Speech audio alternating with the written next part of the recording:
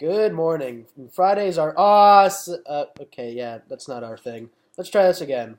Good morning, all, and welcome to TCS Student News. I'm Sadie Greenwood here with my co-host Caleb Rohe. Let's get started. First up, did Saudi Arabia have a hand in the tragic 9/11 attack? Here's a few things we know. 1. 15 of the 19 plane hijackers that rammed planes into the Twin Towers were identified as Saudi Arabian citizens. 2. We know that there is a 28-page classified congressional report that may have information connecting Saudi Arabia to the attacks, specifically the funding of the attacks. 3. We also know that U.S. Congress is trying to put together a bill that will allow the families of the 9/11 victims to be able to sue the Saudi Arabian government for this. And finally, we know that Saudi Arabia will sell all 750 billion of U.S. assets in their country if the bill is passed. Caleb, do you think that Saudi Arabia would do something like this, even though they're an ally of the United States? I mean, anything's possible. If it is true, it really wouldn't surprise me. Or do you think they should be able to sue Saudi Arabia? Yeah, they should be able to. It became personal to them as soon as they hijacked the plane their family members were in and ran it into a U.S. building. That is very true, but I do not believe that the citizens should be able to be involved in foreign affairs. Lead that work for the president. Next story. Anti-slavery activist Harriet Tubman will replace Andrew Jackson on the $20 bill. She will become the first African American to appear on U.S. currency. The $5, $10, and $20 bills will all be redesigned over the next 4 years. President Lincoln will remain on the front of the $5 bill, but the image of the Lincoln Memorial on the back is set to depict historic events that happened there. Martin Luther King's I Have a Dream speech and opera singer Marian Anderson's concert.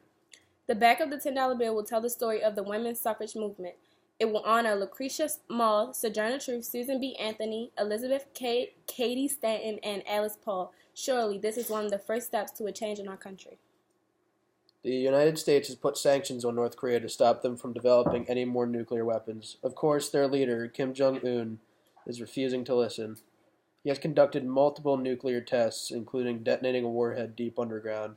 More recently, the U.S. and South Korea have been keeping tabs on them, and it seems that activity in the nuclear field has increased.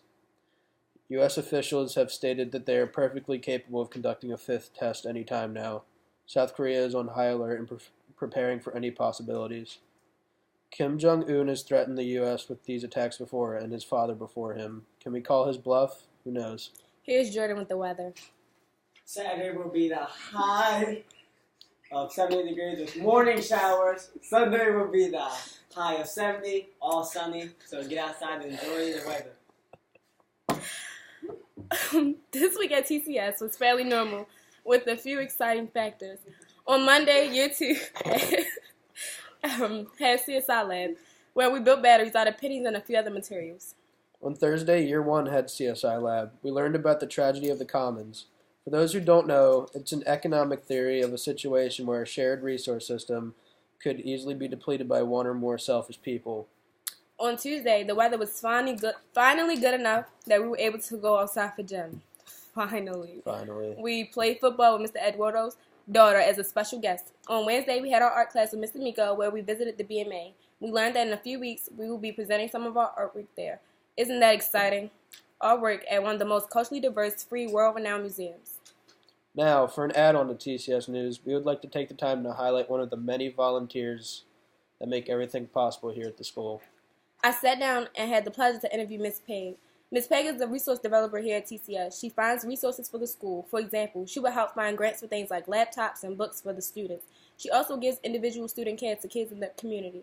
Not only is she the resource developer, she is also one of 2 job readiness teachers here. She teaches job readiness to the Year 2 class with the hopes that we will develop the skills that we need to be successful in our future careers.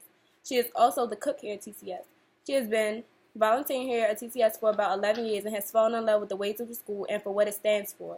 She has been here so long that there was just one question I had to ask her. I asked her what keeps her coming back here year after year. And she said, and I quote, "It's the mission of the school that keeps her coming back. It's the people that are involved in making it happen. It's the students and the families that are a part of it." A quote from Ms. Peg.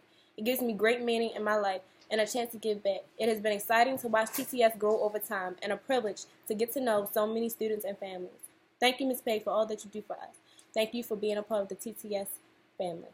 Not only Miss Peg, but all the volunteers that make things happen in the school. We say thank you.